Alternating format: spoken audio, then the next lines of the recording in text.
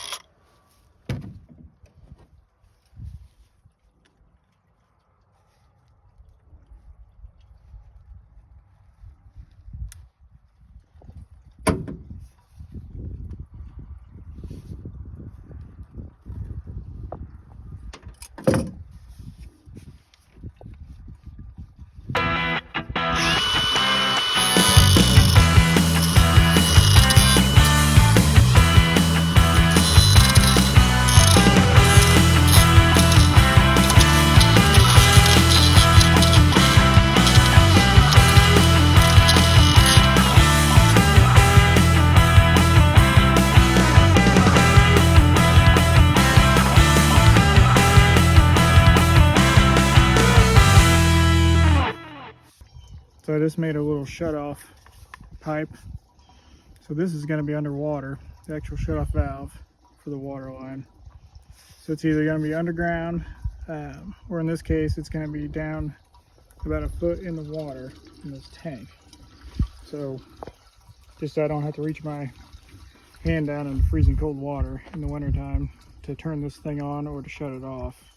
I made this little shut-off pipe, just an old piece of PVC pipe left over. It cut a little notch out of it on both sides, so then it slides down over the handle, and then this will be stationary, and you just turn it. That'll shut it off. You're gonna turn it on, back over, turn it on. Keeps you from getting your arm all soaking wet, cold water. Or if it's down in the ground, then you can actually reach it. So down in this hole, there's a water shutoff valve. As you can see, we've had a lot of runoff in the last few days, so it filled up the pipe. But down in there is a shutoff valve. So, and that leads to the tire tank. So before I work on the tire tank, I need to shut this off. So way down in here, like 3 feet in the ground. I just gotta feel for it.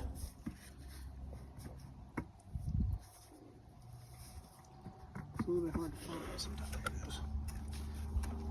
Find it, you just turn it and shut it off. I'm actually going to leave that on there so I don't have to find it again. But then that turned the water off to the tank. So I'll come back. Okay, now we're going to install our drain valve for this tire tank, so then in the wintertime it doesn't freeze over. So this is a 1/2 inch double male. There's male on both sides, threaded pipe thread, galvanized metal pipe. And this is a 1/2 inch PVC just shut off water valve. You can see through it. Shut it off. So I'm going to screw this. This is our overflow pipe for the tire tank. So when the weather's warm like it is right now, I don't want it to leak out of this hole I drilled. So I'm going to make it fit in. I'm basically going to drill a bigger hole so then I can shut the flow off and only turn this on whenever it's freezing temperatures. But so this overflow pipe, all these tire tanks have one, and it has a pipe buried in the ground, and it comes out over on the side of the hill over there so the cows don't stomp all over it. So I'm going to drill this hole out just a little bit bigger than what it is right now, so then I can fit my 1/2 inch fitting in there. So here we go. Oh, maybe.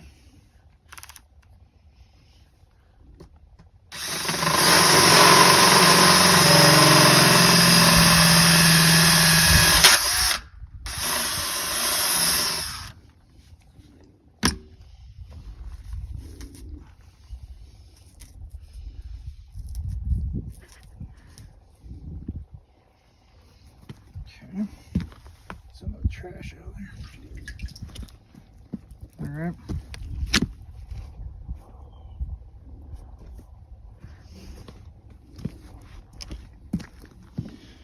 So I drilled my hole bigger.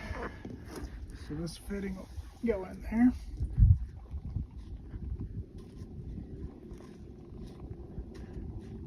Honestly, it's gonna fit good. This does not have to be, it's not gonna have any pressure on it. It's just gravity fed. So I go ahead and put my fitting in here. If it had pressure, I'd put tape on it. It doesn't.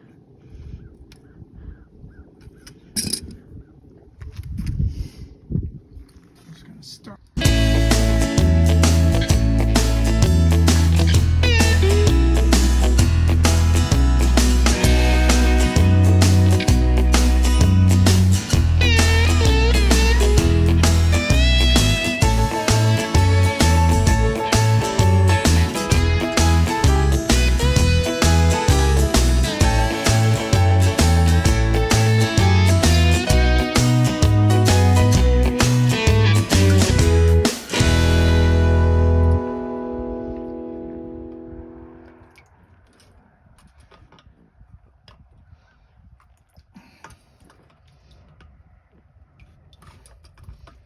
I get it to where my shut off is on top. Like that. So right now it's open.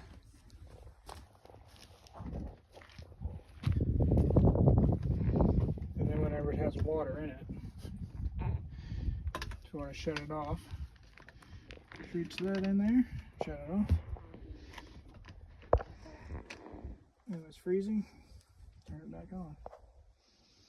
It'll keep warm water circulating in this tank. Keep it from freezing over. I'm gonna shut it off right now. I'm gonna go turn the pipe back on, the water back on.